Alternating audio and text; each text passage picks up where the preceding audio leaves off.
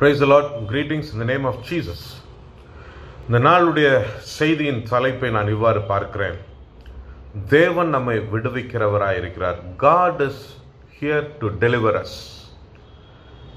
If you are ready to receive this deliverance, I want you to watch this video fully for the next 5 to 6 minutes.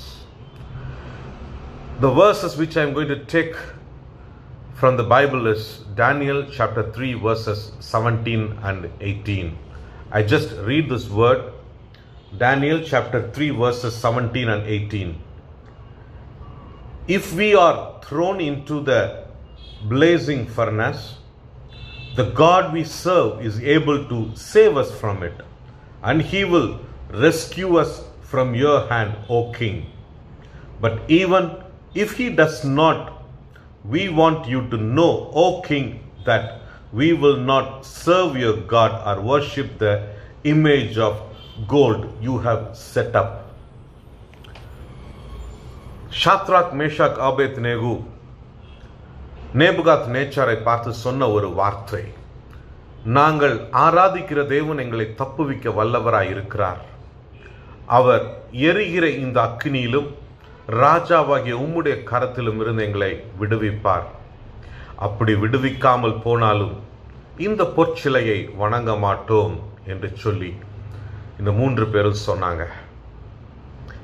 I just want to give you a small background about this incident. நேபுகாத் நேச்சார் ஒரு பெரிய பொற்சிலையை உருவாக்கி வைத்து எல்லாரையும் அந்த பொற்சிலையை வணங்க வேண்டும் என்று சொல்லி கட்டளை பிறப்பித்திருந்தார். அப்படி வணங்கவில்லை என்றால் நெருப்புகளுக்குள் போடப்படுவீர்கள் என்று சொல்லியிருந்தார். If you are not worship the golden image or the golden idol statue, you will be thrown into the fire. This is what the rule given by Nebuchadnezzar. ஆனா இந்த எபிரேயர்களாகிய ஷாத்ராக், மேஷாக், ஆபேத்நேகு வணங்குவதற்கு தயாரா இல்ல. So they were brought in front of the king Nebuchadnezzar.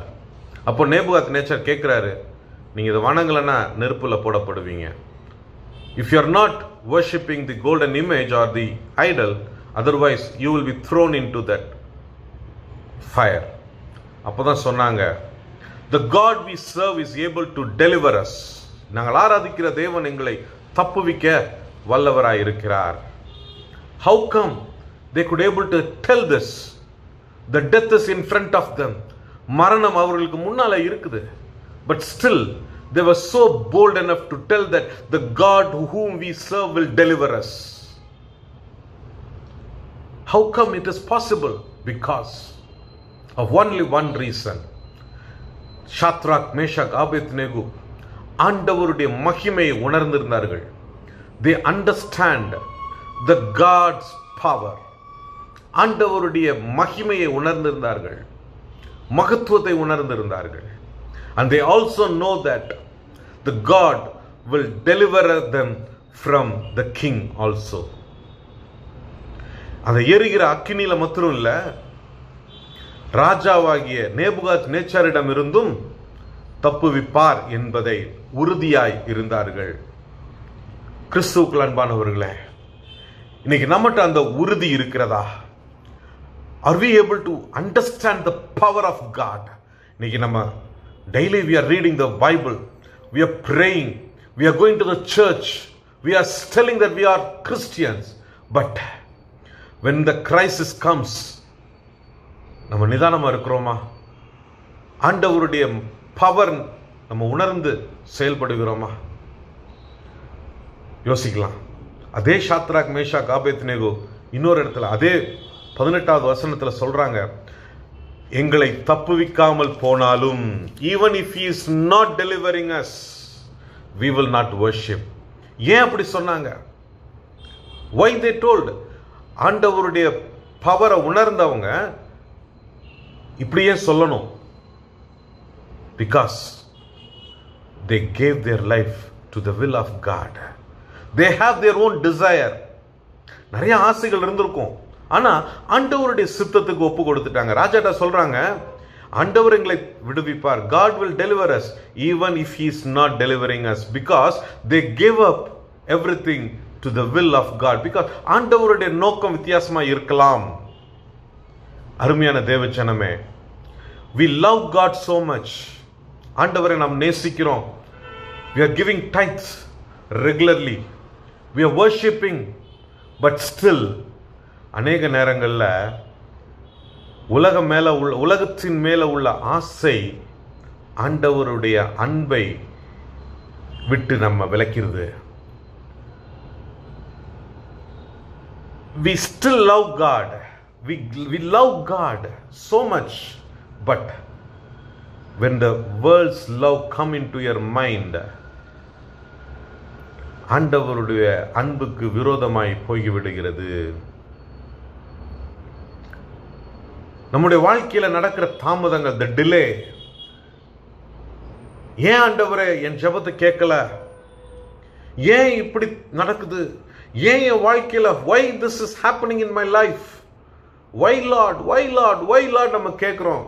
But we forgot to realize or to understand or to give according to the will of Lord.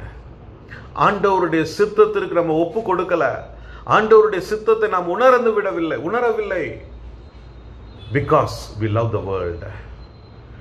மனுஷன் எதா பேசிடுவானோ அதுக்கு முன்னால் நல்லா நடக்கணும் அப்படின்னு சொல்லிட்டு we are taking wrong decisions. Most of the time we are taking wrong decisions because of the urgency of our life.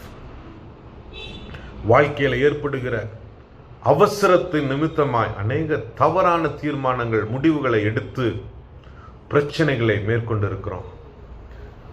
But God loves you and God wants to deliver you from everything. So dear beloved in Christ, கிறிஸ்துவுக்குள் அன்பானவர்களே, நம்முடைய வாழ்க்கையில நம் ஆண்டவருடைய மகிமையை நாம் உணர்ந்திருக்கிறோம். ஆண்டவருடைய வல்லமையை நாம் உணர்ந்திருக்கிறோம். ஆண்டவருடைய சித்தத்துக்கு நம்ம ஒப்பு கொடுப்போம். ஆண்டவர் சகலத்தையும் நேர்த்தியாய் செய்து முடிக்கவராய் இருக்கிறார். God will do wonders and God will do mighty things and his will, according to his will. அவருடைய சித்தத்தின்படி எல்லாவற்றையும் நேர்த்தியாய் செய்து முடிப்பார். ஆகவே கவலைப்படாதீங்க, எதையும் குறித்து கவலைப்படாதீங்க. The God who delivered Shadrach, Meshach, Abednego is here with you. He is here to deliver you. And I tell you, he is there with you. நெருப்புகளுக்குள் போடப்பட்ட ஷாத்ராக், மேஷாக், ஆபேத்நேகோவோட தேவனும் இருந்தார் என்பதை நீங்கள் பார்க்கலாம். அதே தேவன் உங்க கூட இருக்கிறாரு. ஒன்று மாத்திரம் செய்யுங்க. You give up everything to the Lord. Let his will happens in your life.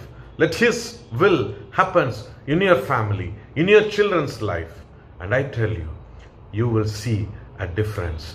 God is going to deliver us. God bless you. God bless you. Amen.